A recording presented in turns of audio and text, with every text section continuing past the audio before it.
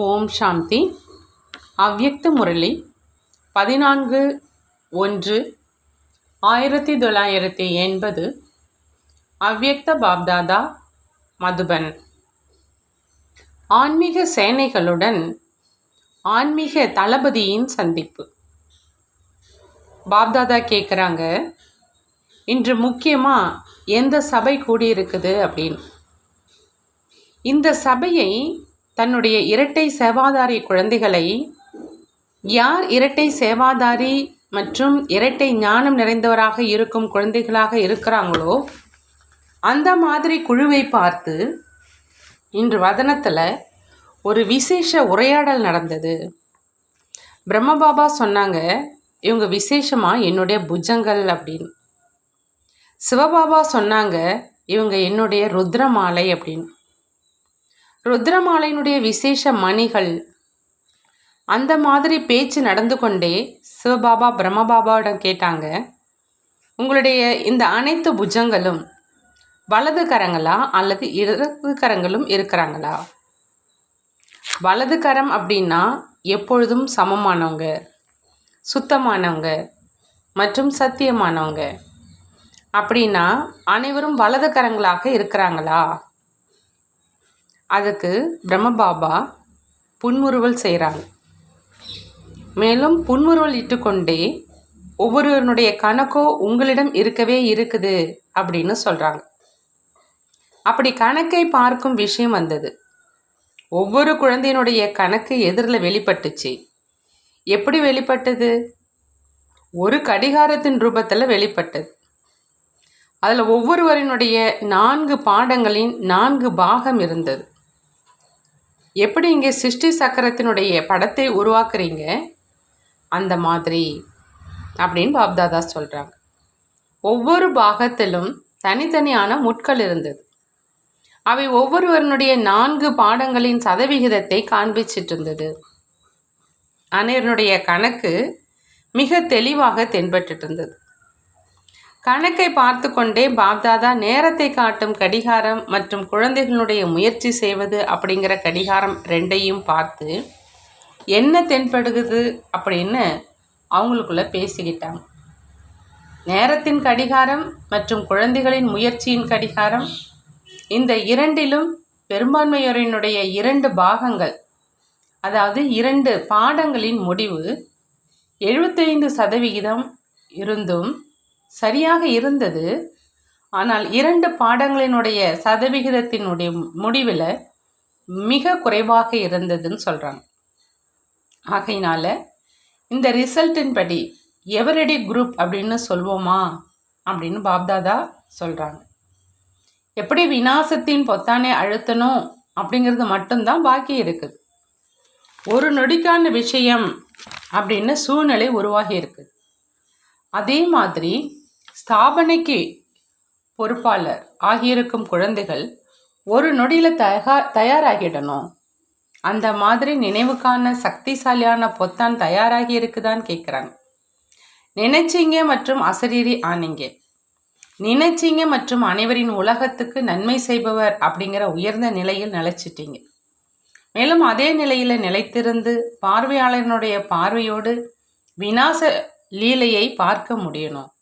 உடலின் அனைத்து ஈர்ப்புகளும், சம்பந்தம், பதார்த்தம், சமஸ்காரம் என்ற இந்த அனைத்து ஈர்ப்பில் இருந்தும் விடுபட்டு இயற்கையின் மேலே கீழே செல்லும் ஈர்ப்பிலிருந்து விலகி பரிஸ்தாவாகி மேலே உள்ள நிலையில நிலைத்திருந்து சாந்தி மற்றும் சக்தியினுடைய கிரணங்களை அனைத்து ஆத்மாக்களுக்கும் கொடுக்க முடியணும்.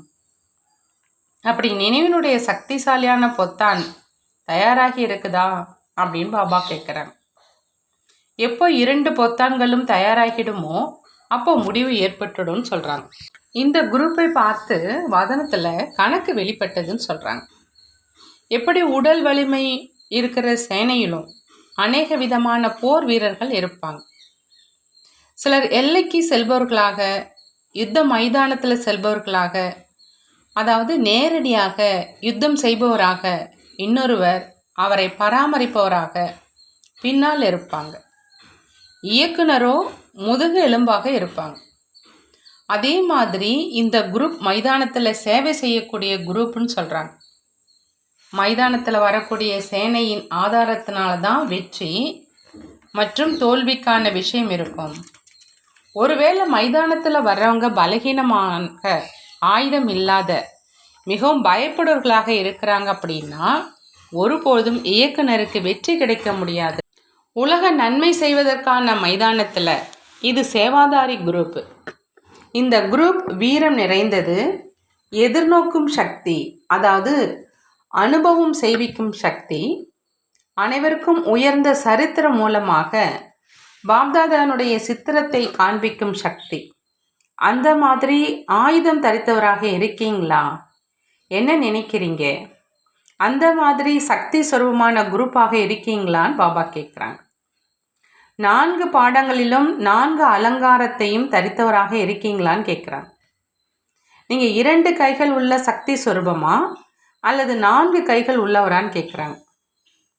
இந்த 4 அலங்காரம் 4 பாடங்களினுடைய அடையாளம். அப்படின்னா அனைத்து அலங்காரங்களையும் தனக்குள்ள கொண்டு வந்திருக்கீங்களான்னு கேட்குறாங்க. அல்லது சிலர் 2ஐ கொண்டு வந்திருக்கீங்க, சிலர் 3ஐ கொண்டு வந்திருக்கீங்க, அல்லது 1ஐ கொண்டு வந்திருக்கீங்க அப்படின்னா இன்னொன்று விடுபட்டு விடுதா? அப்படி இந்த குரூப்பினுடைய மகத்துவத்தை புரிஞ்சுக்கிட்டீங்களான்னு பாபா கேட்குறாங்க. சேவையினுடைய மைதானத்தில் வரக்கூடிய குரூப்பு, அதாவது வெற்றிக்கான ஆதாரமானவங்க அடங்கிய குரூப். ஆதாரமானவங்க உறுதியாக இருக்கீங்க தான் இல்லையான்னு கேட்குறாங்க. ஆதாரம் ஆடக்கூடியதாக இல்லைதான் இல்லையா? ஞானம் மற்றும் சேவை அப்படிங்கிற இந்த 2 பாடங்களில் 75% பார்த்தோம். அதே மாதிரி நினைவு மற்றும் தாரணை இந்த 2 பாடங்களிலும் இன்னும் அதிக கவனம் கொடுத்து 4 அலங்காரம் தரித்தவராக ஆகுங்கன்னு பாபா சொல்கிறாங்க.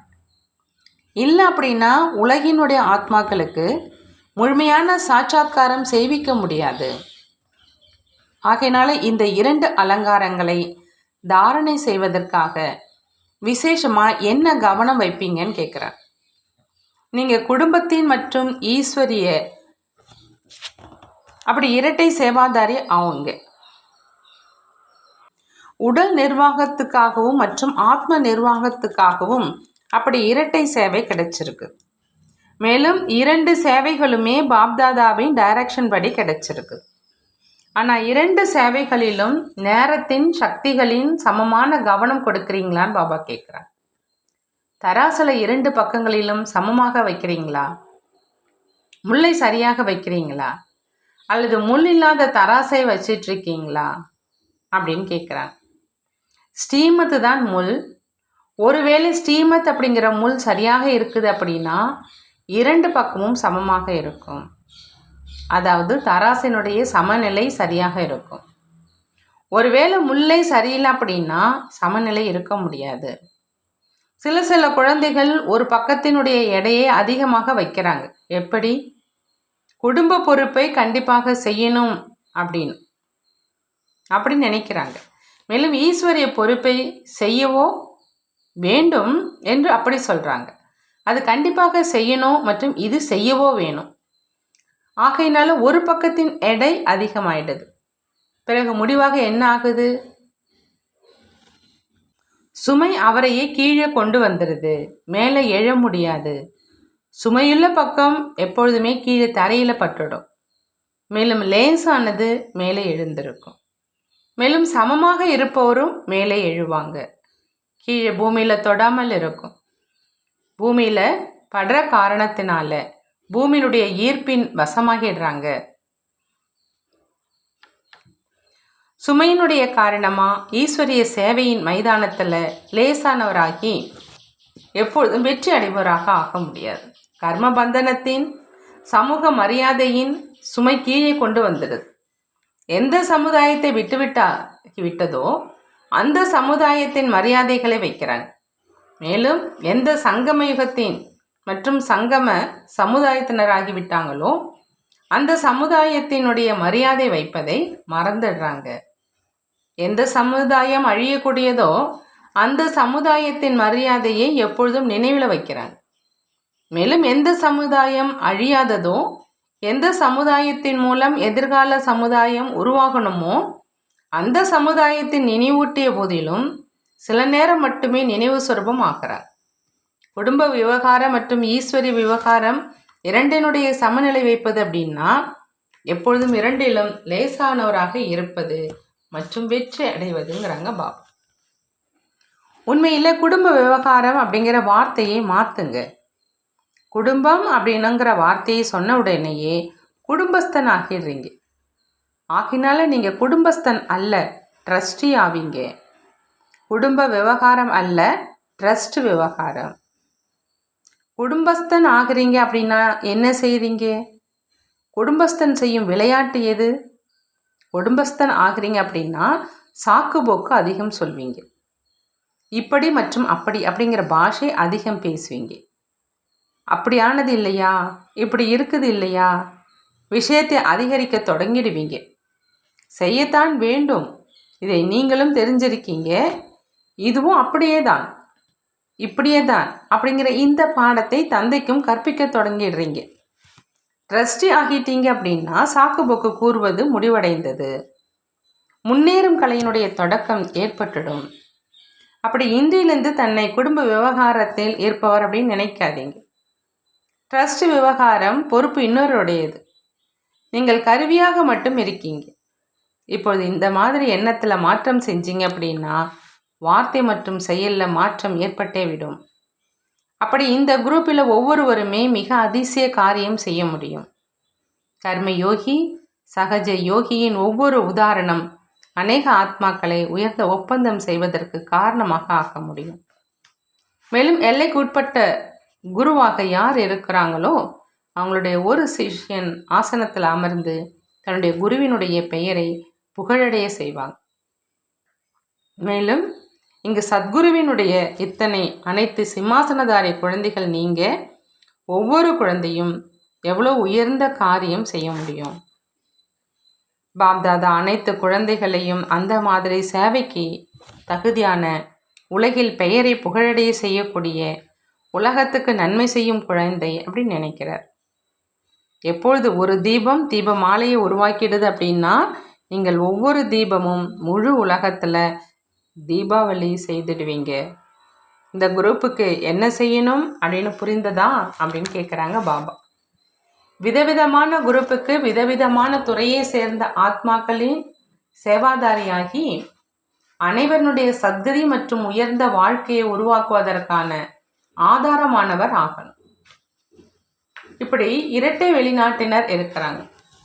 அதே போல இது இரட்டை ஞானம் நிறைந்த நிலை மற்றும் இரட்டை சேவைக்கு தகுதியானவங்க. ஆகையினால ரிசல்ட்டாக கூட 2 மடங்கு வெளியாகணும். அந்த மாதிரி எப்பொழுதும் அனைத்து பந்தனங்களில் இருந்தும் விடுபட்ட, எப்பொழுதும் பந்தனமற்ற வாழ்க்கையில் இருக்கக்கூடிய, உலகின் காட்சி பெட்டகத்தில் விசேஷ காட்சி பொருளாக இருப்பவர்களுக்கு, உலக மாற்றம் செய்ய ஆதாரமானவர்களுக்கு, எப்பொழுதும் ஸ்ரீமத்தின் ஆதாரத்தில் சுய நன்மை மற்றும் உலக நன்மை செய்பவர்களுக்கு, அந்த மாதிரி நிரந்தர உலக சேவாதாரிகளுக்கு, எல்லைக்கு அப்பாற்பட்ட சேவாதாரிகளுக்கு பாப்தாதாவின் அன்பு நினைவுகள் மற்றும் நமஸ்காரம் செய்கிறான். நாமும் நம்மளுடைய பாப்தாதாவுக்கு அன்பு நினைவுகள் மற்றும் நமஸ்காரம் செய்வோம். டாக்டர்களுக்காக அவ்யக்த பாப்தாதாவின் இனிய மகா வாக்கியம். இரட்டை டாக்டர்களுடைய குரூப் தான் இல்லையான்னு கேட்குறாங்க பாப்தாதா. எப்படி அனைத்து டாக்டர்களும் தன்னுடைய எல்லைக்கு உட்பட்ட மருத்துவத்துறையில் விசேஷ நிபுணர்களாக இருக்கீங்க, அதே மாதிரி ஆன்மீக மருத்துவத்தில் விசேஷமாக எந்த சேவைக்கு பொறுப்பாளராக இருக்கீங்கன்னு கேட்குறாங்க. எப்படி எல்லைக்கு உட்பட்ட மருத்துவத்தில் சிலர் கண்களின், சிலர் விசேஷமாக தொண்டையின், சில மருத்துவர்கள் மருந்துகள் கொடுப்பவராக மட்டும் இருப்பாங்க. அப்படி இந்த ஆன்மீக மருத்துவத்தில் என்ன விசேஷங்கள் இருக்குதுன்னு கேட்குறாங்க பாப்தாதா. ஒரு நொடியில் யாருடைய பழைய சமஸ்காரம் அப்படிங்கிற நோயை கண்களின் பார்வை மூலமாக அகற்றிடணும். ஒரு நொடியில் பழைய சமஸ்காரம் அப்படிங்கிற நோயை கண்களின் பார்வை மூலமாக அகற்றிடணும். அதாவது அந்த நேரம் அந்த நோயிலிருந்து அவரை மறக்க வச்சிடணும். அந்த மாதிரி விசேஷம் நிறைந்த டாக்டர்களா நீங்க அப்படின்னு பாப்தாதா கேட்குறாங்க. எப்படி அவங்க கண்களை சரி செஞ்சிடுறாங்க, அதே மாதிரி தன்னுடைய பார்வை மூலமா யாருடைய சமஸ்காரத்தையாவது முதல்ல உள்ளடக்கிடணும், பிறகு அழிச்சிடணும், அந்த நேரம் அமைதிப்படுத்திடணும். அந்த மாதிரி விசேஷங்கள் நிறைந்த டாக்டர்களா நீங்க, இது கண்களின் டாக்டருக்கானது. அவர் பார்வை மூலமாகவே மாற்றம் செஞ்சிடணும். எப்படி டாக்டர்கள் மாத்திரை கொடுத்து கொஞ்ச நேரத்துக்காக வலியை உள்ளடக்கி வச்சிடுறாங்க, அதே மாதிரி கண்களின் டாக்டரான நீங்கள் பார்வையிலேயே திருப்திப்படுத்திடணும். எல்லைக்கு உட்பட்டதனுடைய விஷயம் கிடையாது, ஆனால் ஆன்மீக விஷயம். ஆன்மீக கண்களின் டாக்டர் அப்படின்னா ஆன்மீக பார்வை மூலம் சிகிச்சை கொடுக்கறவங்க. இரண்டாவதா பாபா சொல்றாங்க, அறுவை சிகிச்சை செய்யும் டாக்டர். எப்படி நீங்கள் ஆப்ரேஷன் செய்யறீங்க, அதே மாதிரி தனக்குள் என்ன சக்திகள் இருக்குதோ இந்த சக்திகள் தான் இயந்திரங்கள் ஆகிடணும்.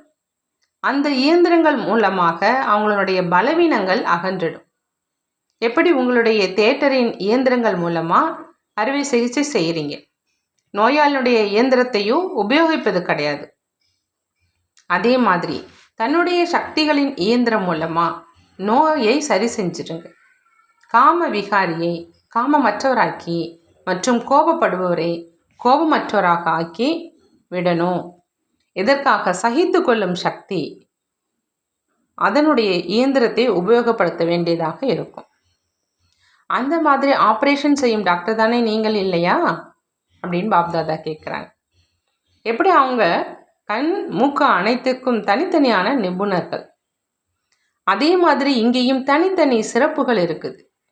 இங்கேயும் யாராவது எவ்வளோ பட்டங்களை பெற விரும்புகிறீங்களோ அந்த அளவு பெற முடியும். யார் அனைத்து விஷயங்களில் ஆல்ரவுண்டர் ஆகி விடுறாங்களோ அவங்க பெயர் பெற்றாகி விடுவாங்க. டாக்டர்களும் மிகுந்த சேவை செய்ய முடியும். ஏன்னா நோயாளி அந்த நேரம் முற்றிலும் பிச்சைக்காரன் ரூபத்தில் வர்றாங்க. ஒருவேளை அந்த நேரம் டாக்டர் அவங்களுக்கு பொய்யான மருந்தை கொடுத்துடுறார், தண்ணீர் மட்டும் கொடுத்து விட்டார் என்றால் கூட பாவனையின் காரணமா அவர் சரியாகிடுறார். அவருக்கு குஷியின் டானிக்கு கிடைச்சது, அதன் மூலம் சரியாயிடுறார். மருந்தின் மூலம் சரியாகிறது கிடையாது, ஆனால் குஷியின் காரணமாக சரியாகிடுறார். அப்படி டாக்டர்களிடம் பிச்சைக்காரனின் ரூபத்தில் வராங்க. கொஞ்ச நேரத்துக்காவது கூட வலியை அகற்றிடுங்க. நீங்கள் அந்த நேரம் அவங்களுக்கு என்ன சொன்னாலும் கேட்பதற்கு தயாராகிடுவாங்க. எப்படி இன்ஜெக்ஷன் போட்டு ஒரு நொடியில் அவங்களுடைய வலியின் உணர்வுகளை மறக்க வச்சிடுறீங்க, அதே மாதிரி ஞானத்தினுடைய இன்ஜெக்ஷன் போட்டு பழைய சமஸ்காரத்தின் உணர்வுகளை மறக்க வச்சிடு. அந்த மாதிரியான இன்ஜெக்ஷன் உங்கள் அனைவரிடமும் இருக்குது தான் இல்லையா அப்படின்னு பாப்தாதா கேட்குறாங்க. யார் முதல்ல தனக்கு இன்ஜெக்ஷன் போட்டு சமஸ்காரங்களை மறக்க முடியுமோ அவரை தான் பிறகு தன்னுடைய அனுபவத்தின் ஆதாரத்தில் மற்றவர்களுக்கு போட முடியும். அப்படி இரட்டை டாக்டர்களுக்கு ஏதாவது விசேஷங்கள் இருக்கணும் இல்லையா அப்படின்னு கேட்குறாங்க பாபா. இப்போ யார் வந்தாலும் உங்களிடம் அவரை அனுப்புவோம். கேஸ் திரும்ப சென்று விடக்கூடாது, அந்த மாதிரியும் ஆயிடக்கூடாது. சேவையில் முன்னேறி செல்வதற்கான மிக நல்ல வாய்ப்பு. டாக்டர்களோ ஒரு நாளில் அதிகமான பிரஜைகளை உருவாக்க முடியும். தினசரி பிரஜைகள் ஏற்கனவே தயாராகி உங்களிடம் வர்றாங்க, தேடுவதற்காக செல்ல வேண்டியதாக இருக்காது. எப்படி மகாநாடுகள் கண்காட்சிகளில் எவ்வளவு செலவு செஞ்சு அழைக்கிறாங்க, உங்களுக்கும் மிகவும் சுலபம். ஒருவேளை சம்பந்தத்தில் கொண்டு வந்தீங்க அப்படின்னா அவர் குழந்தையாகவும் ஆக முடியும். சில நன்றாக இருக்குது என்று கூறிக்கொண்டே சென்றும் விடுவார்கள். ஆனால் அவர் இறுதி நேரத்தில், குழப்பமான நேரத்தில் விருப்பமுடையவராகி உணரும் சக்தியின் கூடவே வருவாங்க. ஆகையினால சேவை செய்து கொண்டே இருக்கணும். உங்களுடைய இஷ்ட பக்தர்கள் அவசியம் ஏற்றுக்கொள்வாங்க. வேறு எதுவும் இல்லை என்றால் கூட அவசியம் உங்களுடைய பக்தனாக ஆக்கிடணும். ஒருவேளை இறுதியில் இவர் செய்தியை நன்றாக கொடுத்தார், செய்தி கொடுப்பவராக இருந்தார், தூதுவனாக இருந்தார் என்ற இதையும் யோசித்தார் என்றால் பக்தனாகிடுவார். இறுதிநிலை பக்தன் அவரும் வேண்டும் தான் இல்லையா அப்படிங்கிறாங்க பாபா. இந்த நேரம் யார் வராங்களோ அவங்க 7 நாட்கள் பாடத்தினால் தன்னுடைய தைரியத்தினால் இந்த மார்க்கத்தில் செல்பவர்களாக குறைவானவர்கள் தான் இருப்பாங்க. கடைசி வேர் இல்லையா, கடைசி வேரில் சக்தி இருக்காது. ஆகையினால இப்பொழுது ஆத்மாக்களுக்கு தன்னுடைய சக்திகளின் சகயோகம் மூலமாக முன்னேற்றம் செய்வதற்கான நேரம். உங்களை ஒப்பிடும்போது இன்றைய ஆத்மாக்கள் மிக காலதாமதம் ஆகிட்டாங்க. ஏன்னா இறுதி வேர் ஆகிட்டாங்க. ஆகையினால் நீங்கள் உற்சாகம் கொடுத்து அவங்களை நடத்தி வைக்கணும். நீங்கள் மகாதானி வரதானி ஆகணும். அவங்க அவங்களுடைய ஆதாரத்தில் செல்ல முடியாது. எனவே ஒரு நொடியில் அனுபவம் செய்விக்கக்கூடிய அந்த மாதிரி சக்திசாலியான இயந்திரத்தை கண்டுபிடிங்கன்னு பாபா சொல்கிறாங்க. இப்போ உங்கள் போன்றவர்களுடைய எண்ணிக்கையை அதிகரிங்க. அந்த மாதிரி இன்ஜெக்ஷன் தயார் செய்யுங்க. அதை போட்டவுடன் உணர்வை இழந்துடணும். அந்த உலகத்திலிருந்து உணர்விழந்து இந்த உலகத்துக்கு வந்துடணும். அந்த மாதிரியான இன்ஜெக்ஷன் தயார் செய்ய வேண்டியதாக இருக்குங்கிறாங்க பாபா. இந்த வருடத்தில் எத்தனை எண்ணிக்கைகளை அதிகரிப்பீங்க அப்படின்னு இப்போ பார்க்கலாம். குறைந்தது உங்களை போன்றவர்கள் எங்களுக்கு கூறவே இல்லை அப்படின்னு புகார் கொடுக்கக்கூடாது. ஒருவேளை நாங்கள் எழலை அப்படின்னா எங்களை எழுப்ப வேண்டியது கடமைதான் இல்லையா அப்படின்னு புகாரும் கொடுப்பாங்க. ஒரு தடவை அழைப்பிதழ் கொடுத்தீங்க, நோட்டீஸ் அனுப்புனீங்க அப்படின்னா எப்படி எழுவாங்க? யார் கும்பகர்ணனுடைய தூக்கத்தில் தூங்கிட்டு இருக்காங்களோ அவங்கள எழுந்திருங்க அப்படின்னு ஒரு தடவை சப்தம் கொடுத்தால் அவங்க எப்படி எழுவாங்க? ஆகையினால அடிக்கடி எழுப்ப வேண்டியதாக இருக்கும்.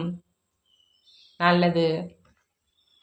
வரதானம், குழு ஒற்றுமை அப்படிங்கிற கோட்டையை உறுதியாக்கக்கூடிய அனைவரின் அன்புக்குரிய திருப்தியான ஆத்மா ஆகுக.